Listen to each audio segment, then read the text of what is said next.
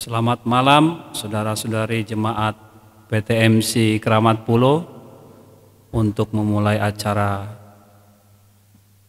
kebaktian Rabu malam kita akan berdoa di dalam hati kita masing-masing.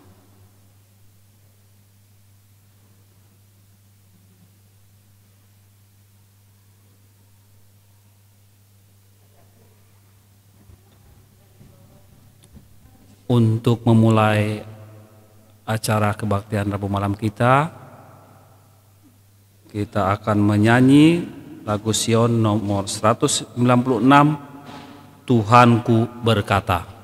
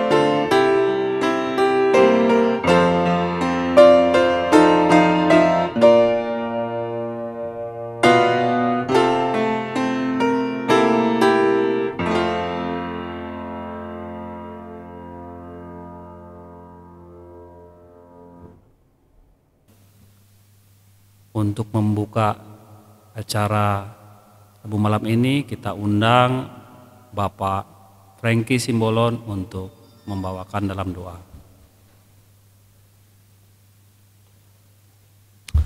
Kita bersatu dalam doa. Bapa kami yang bertahta dalam kerajaan surga, puji syukur kami panjatkan kehadirat-Mu Tuhan atas segala berkat dan lindungan Tuhan yang sudah memelihara dan memberkati kami di sepanjang perjalanan hidup kami, hingga pada kesempatan ini Tuhan kembali kami boleh menikmati berkat-berkat Tuhan, khususnya firman Tuhan yang kami akan dengarkan pada kesempatan ini. Biarlah dengan pertolongan Tuhan Engkau curahkan Roh Kudus-Mu boleh menguasai hati dan pikiran kami, sehingga firman Tuhan yang akan kami dengarkan boleh menguatkan kami, sehingga kami boleh tetap setia di hadapan Tuhan. Berkati hamba-Mu khususnya Bapak Pendeta Paul Emerson Jaya yang akan membagikan firman Tuhan pada kesempatan ini.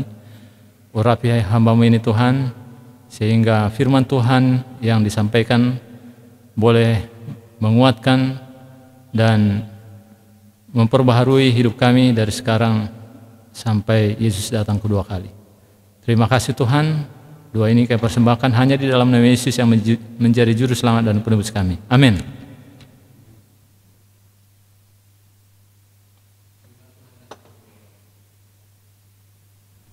Kita persiapkan hati dan pikiran kita untuk firman Tuhan yang akan dibawakan oleh Bapak Pendeta Paul Emerson Jaya.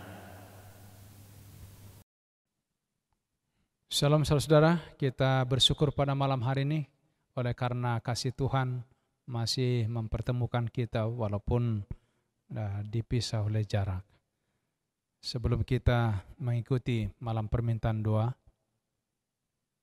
firman yang akan saya bagikan, saya rindu kembali kita tunduk kepala berdoa sejenak. Bapa di sorga, kami siap untuk mendengarkan suara Tuhan. Kiranya hati kami boleh menjadi tanah yang baik, dan firman-Mu menjadi bibit yang boleh bertumbuh melalui tingkah laku dan kehidupan kami. Urapi hamba-Mu, urapi kami semua. Dalam nama Yesus kami berdoa dan mengucap syukur. Amin. Saudaraku yang kasih, perjalanan Yesus di atas dunia ini bagi saya adalah satu pengalaman yang sangat unik dan sangat penting untuk kita ikuti. Apalagi karena kami ini sebagai pelayan, saya banyak belajar pada waktu membaca pengalaman Yesus, supaya tetap kuat, semangat, karena tidak sedikit ancaman, pencobaan, bahkan yang melemahkan semangat di dalam pelayanan ini. Saudara-saudara, kebencian, rasa disaingi atau ambisi seringkali bertemu satu dengan yang lain dan membangkitkan amarah, bahkan sampai kepada rencana untuk membinasakan orang lain. Dalam pelajaran malam hari ini yang rindu saya bawakan kepada kita,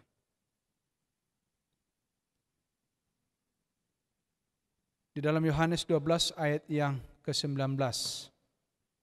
Yohanes pasal yang ke-12. Apa firman Tuhan kepada kita? Bila mana saudara memiliki Alkitab saat ini, apakah dalam bentuk elektronik, silakan. Yohanes 12 ayat yang ke-19 firman Tuhan.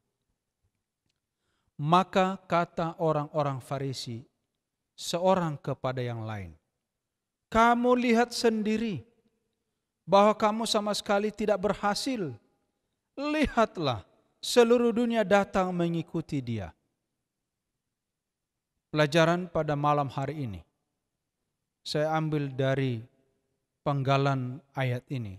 Lihatlah, seluruh dunia datang mengikuti dia. Begitu lama usaha orang-orang Farisi, orang-orang yang menyebut diri mereka sebagai ahli-ahli Taurat, para imam, para rabi, melihat Yesus diikuti oleh orang banyak. Bukannya mereka bersyukur, bukannya mereka semangat, bukannya mereka berterima kasih karena kebenaran itu sampai kepada mereka. Gantinya mereka justru menjadi iri hati. Mereka menjadi geram.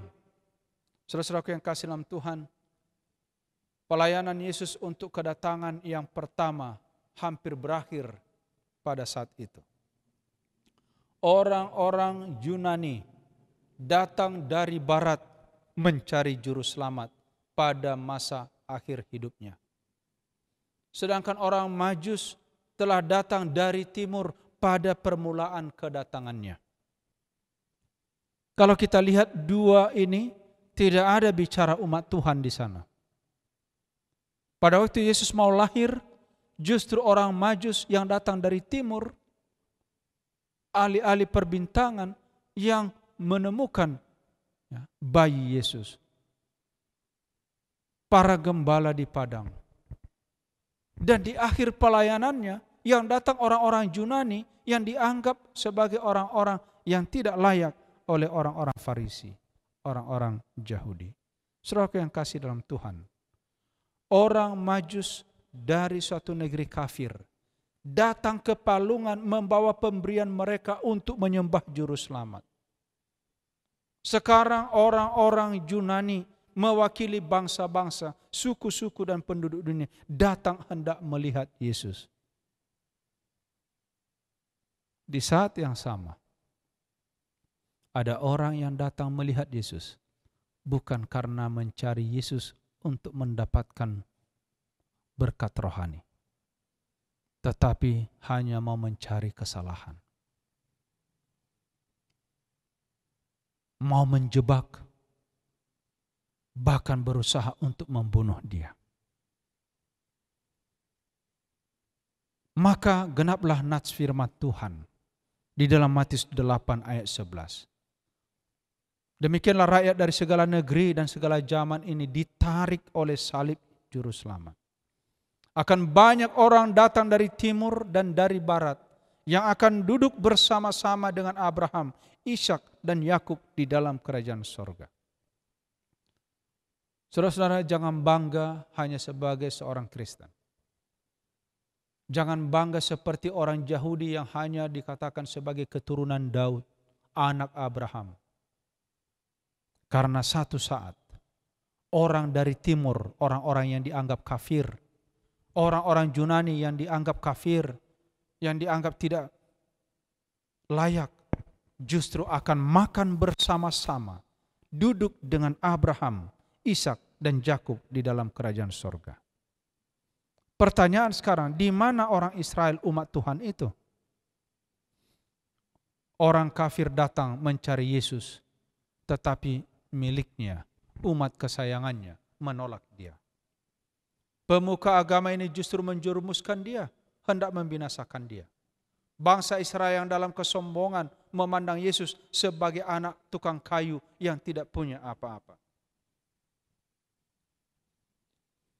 Saudara-saudara yang kasih dalam Tuhan, jangan sampai kita terjebak kepada kebiasaan bangsa Israel dalam kesombongan rohani mereka. Kebencian, kemunafikan tidak dapat menghentikan misi Yesus. Sekarang sudah tiba Yesus untuk dipermuliakan. Ia sedang berdiri di dalam bayang salib, dan pertanyaan orang Yunani justru menunjukkan kepadanya bahwa pengorbanannya segera akan diadakan dan membawa banyak anak laki-laki dan perempuan kepada Allah. Kenapa? Sama seperti apa dikatakan kepada Musa. Tinggikan, seperti Musa meninggikan ular tembaga di padang belantara. Demikianlah anak manusia ditinggikan di atas kayu salib. Semua memandang ke arah dia, dan salib itu menarik orang banyak kepadanya. Yesus akan disalibkan untuk memberikan kehidupan bagi mereka yang setia kepadanya. Sekarang waktu dicari dia oleh orang Yunani, Yesus mengetahui bahwa sudah tidak lama lagi apa yang mereka impikan itu akan terjadi. Orang Yunani tidak lama melihat Yesus. Karena sebentar lagi mereka akan melihat dia ditempatkan di sisi Barabas, seorang perampok dan pembunuh, yang justru dipilih untuk diselamatkan, dilepaskan di hadapan anak Allah. Orang Yunani melihat, mendengar orang banyak dipengaruhi oleh imam dan penghulu. Saudara-saudaraku yang kasih dalam Tuhan, sekarang tugas pelayanan Yesus hampir sempurna melalui kematiannya. Sesuai dengan Yohanes 12 ayat 24. Aku berkata kepadamu, sesungguhnya jikalau biji gandum tidak jatuh ke dalam tanah dan mati, ia akan tetap satu biji saja. Tapi jika ia mati, ia akan menghasilkan banyak buah.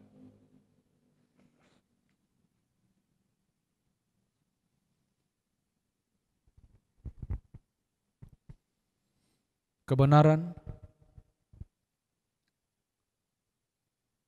ini dalam bentuk perumpamaan dihubungkan oleh Kristus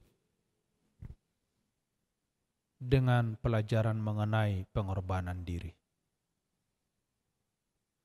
Dalam Yohanes 12 ayat 25 dikatakan, barang siapa mencintai nyawanya akan kehilangan nyawanya.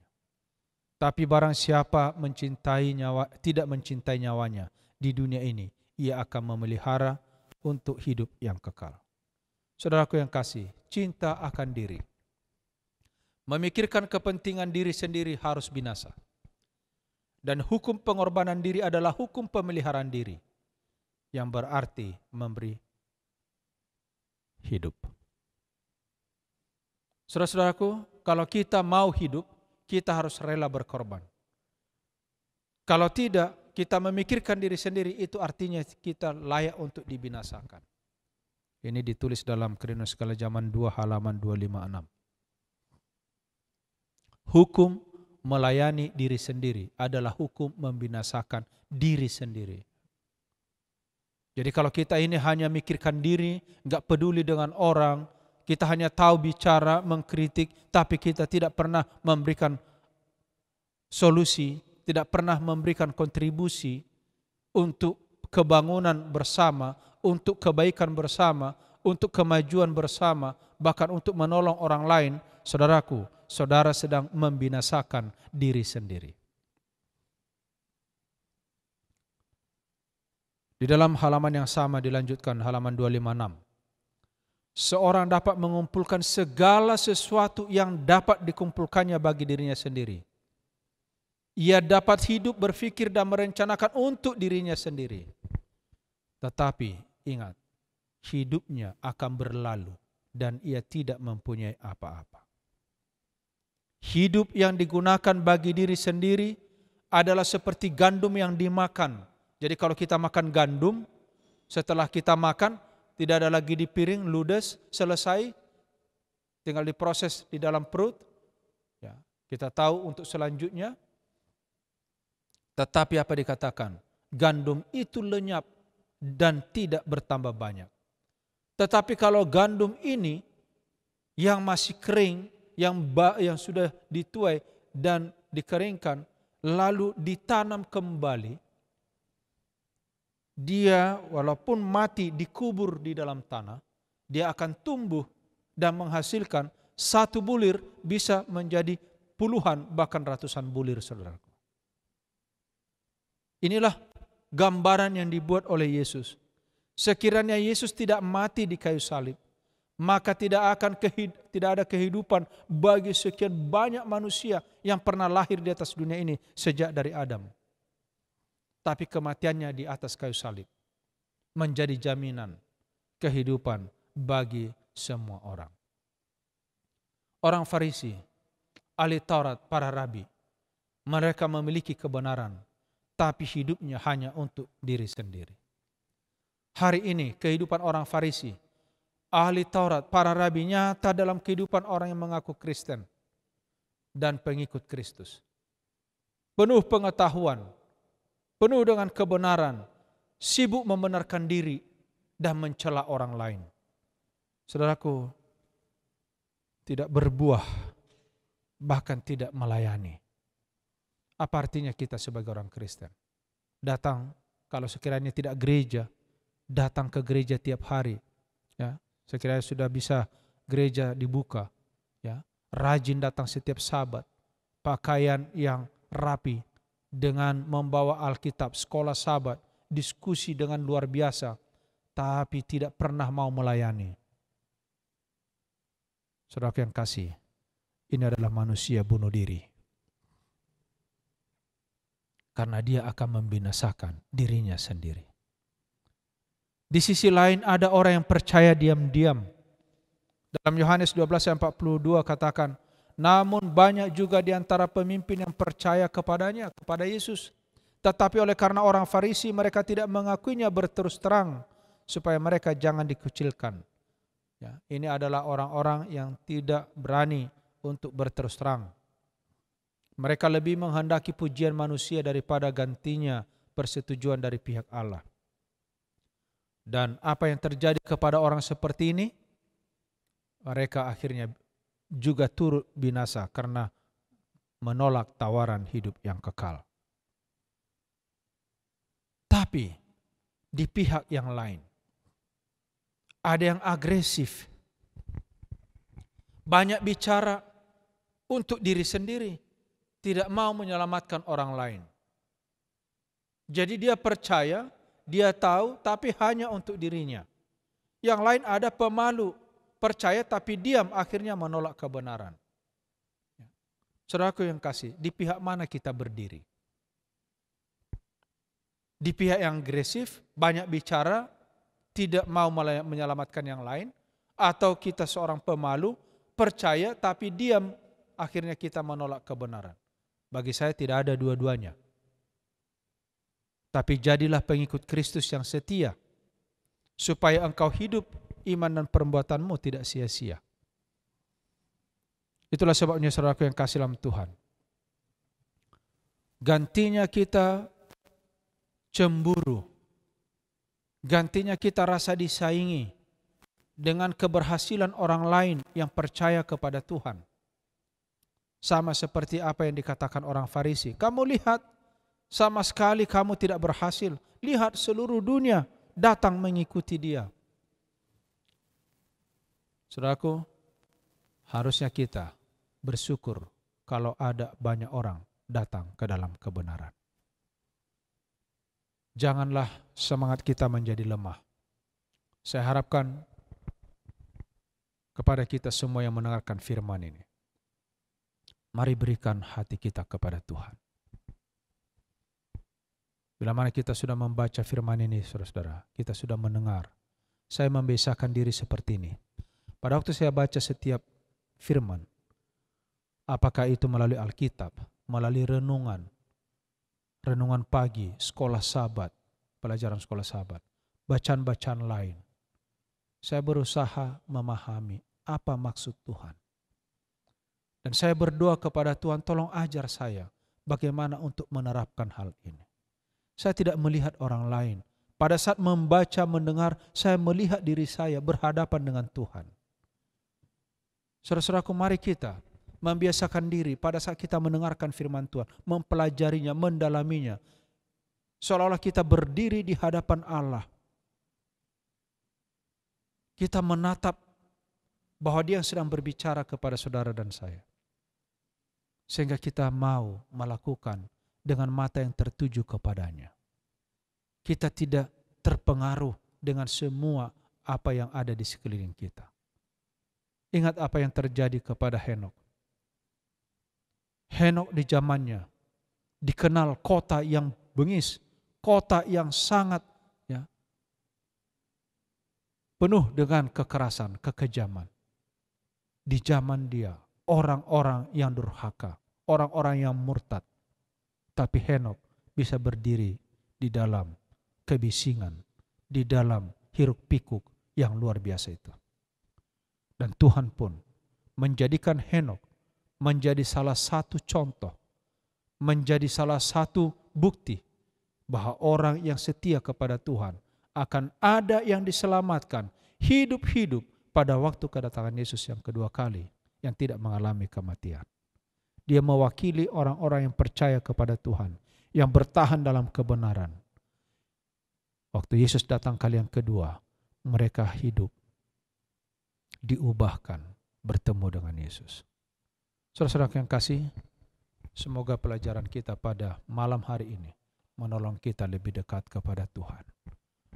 Supaya kita membuka hati, menjadi orang-orang yang senang membagikan pekabaran, senang melihat pertobatan orang lain, senang melihat orang lain terberkati, senang melihat orang lain bersukacita.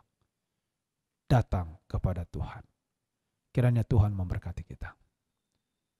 Malam ini adalah malam permintaan doa. Sekiranya ada permohonan-permohonan khusus yang kita mau sampaikan, mari kita bawakan di dalam doa sementara saya berdoa. Kita bersatu dalam doa.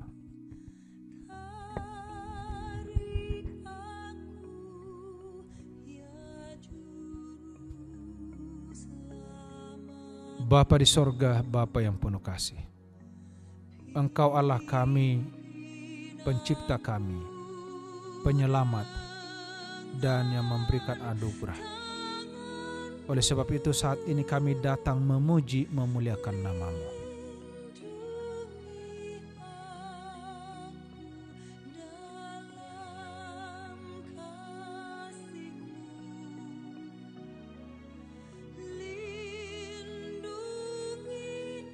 Bapa, kami manusia berdosa. Kami banyak kelemahan. Kami sering jatuh di dalam pencobaan, dalam penggodaan. Saat ini kami mau datang kepadamu karena kami tahu Engkau Allah yang sangat mengasihi, yang rela mengampuni. Dengarkanlah umat-Mu kami pada saat datang kepadamu memohon pengampunan.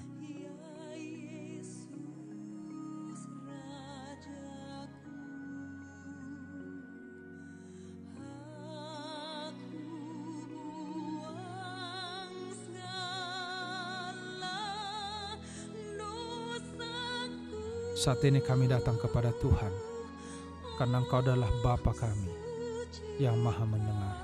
Berkati umat-Mu di mana saja mereka berada, rumah tangga mereka, anak-anak mereka, mantu cucu-cucu mereka. Berkati usaha tangan umat-umat Tuhan, mata pencaharian. Kiranya bukakan tingkap langit sorga, mencurahkan berkat berkelimpah, agar di dalam kelimpahan yang mereka rasakan, mereka berbahagia, mereka boleh menyaksikan kebaikan-Mu kepada dunia sekeliling mereka. Memberkati negara kami, pimpinan kami dalam pemerintahan dari yang tertinggi sampai yang terendah. Biarlah kami boleh dipimpin dan kami boleh merasakan bagaimana berkat yang Kau berikan bagi negara kami. Kami juga berdoa untuk pimpinan kami di organisasi ini. Para pendeta, para pelayan, majelis, Tuhan berkati semuanya agar mereka boleh menjalankan tugas pelayanan dengan urapan sorgawi, penuh dedikasi dan tanggung jawab. Berkati kami umat-umat Tuhan agar kami dipersiapkan menjadi pelayan dan juga menjadi pembawa kabar Injil kepada dunia, dan kami siap untuk menantikan kedatangan. Bapa, saat ini kami berdoa bagi anak-anak Tuhan yang dalam keadaan kurang sehat, bahkan yang dirawat, yang sakit. Tumpangkan tangan-Mu yang penuh kasih, sembuhkan mereka Bapa. Bagi mereka yang sedang berduka, berikan penghiburan, agar mereka melihat kehadiran Tuhan, memberikan kekuatan dan semangat kepada janji-Mu. Kami berdoa bagi mereka yang sedang mencari pekerjaan, mencari teman hidup, bahkan hal-hal lain. Tuhan kiranya tolong mereka, biarlah ini semua akan membawa sukacita bagi anak-anak-Mu dan membawa kemuliaan bagi nama-Mu. Bapa di sorga, bila mana ada masih yang diinginkan, dirindukan oleh umat-umat-Mu di dalam doa ini, Tuhan kiranya sendengkan telinga-Mu.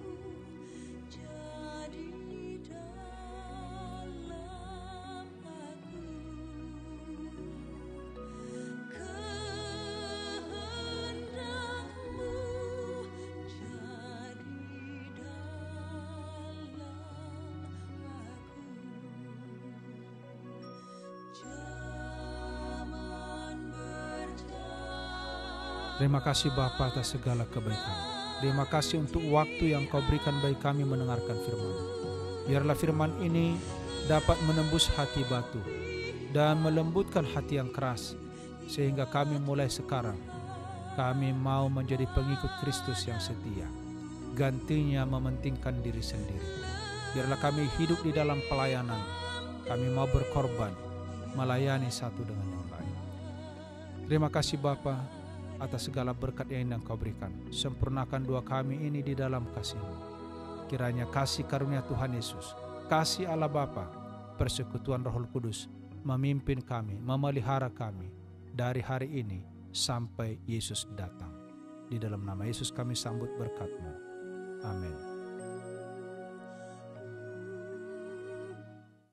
Kita sambut firman Tuhan kita yang telah didengarkan dengan menyanyi lagu Sion nomor 217 dengan judul Tambahkanlah Terang Lampumu.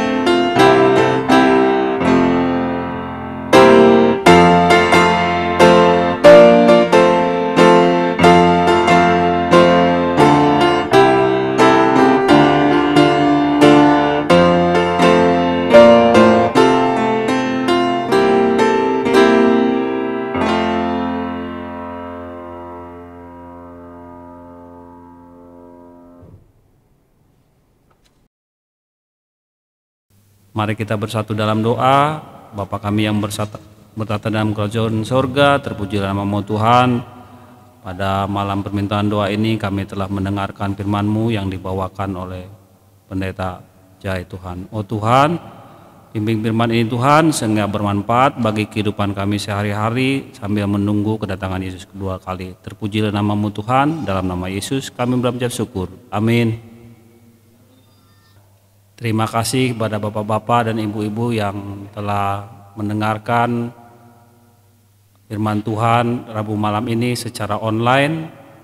Semoga firman ini menjadi berkat bagi kita masing-masing. Begitu juga untuk persembahan kita bisa transfer ke rekening yang ada di bawah ini. Terima kasih, terpuji nama Tuhan, selamat malam.